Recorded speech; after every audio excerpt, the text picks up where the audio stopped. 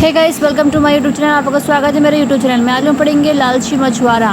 तो जैसे हम लोग ने अगले क्लास में पढ़ा था, तो उससे आगे हम लोग बढ़ेंगे। तो स्टार्ट करती हूँ मैं। राह वाले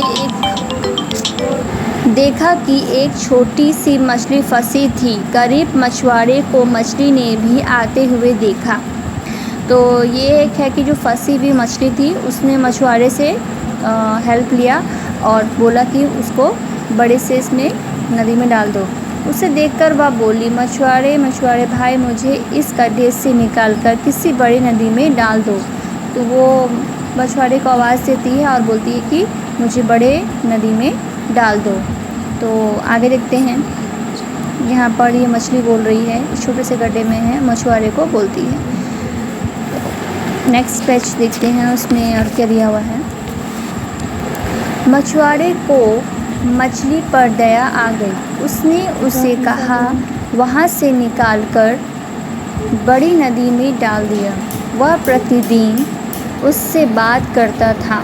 एक दिन मछुआरे ने अपनी पत्नी को मछली के बारे में बताया। पत्नी तुरंत समझ गई कि अवश्य ही वह कोई साधारण मछली नहीं है। उसने मछुआरे से कहा, सुनो, वह मछली अवश्य ही कोई देवी है। तुम उससे अपने लिए कुछ मांग लो।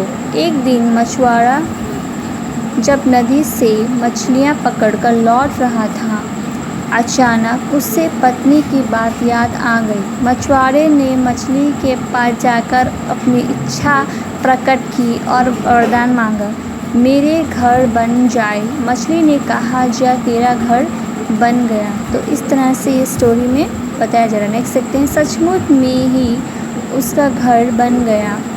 वह देखते ही वहाँ खुशी से मारे मछली पड़ा।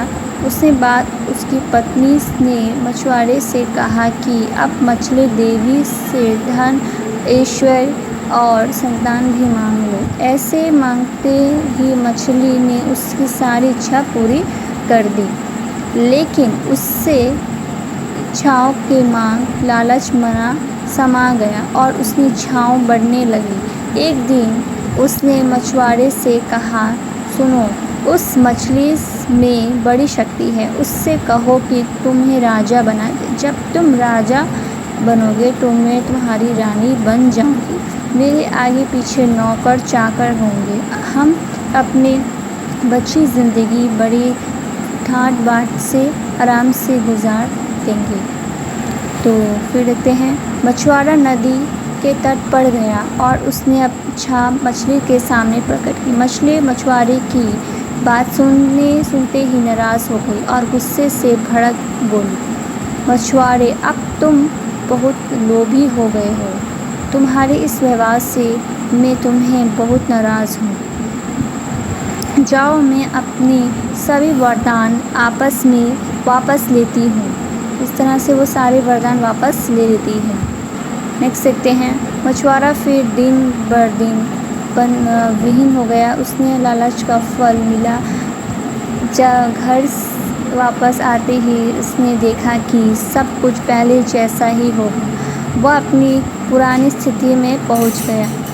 सचमुच किसी ने ठीक ही कहा है कि अधिक लालच का फल हमेशा बुरा ही होता है।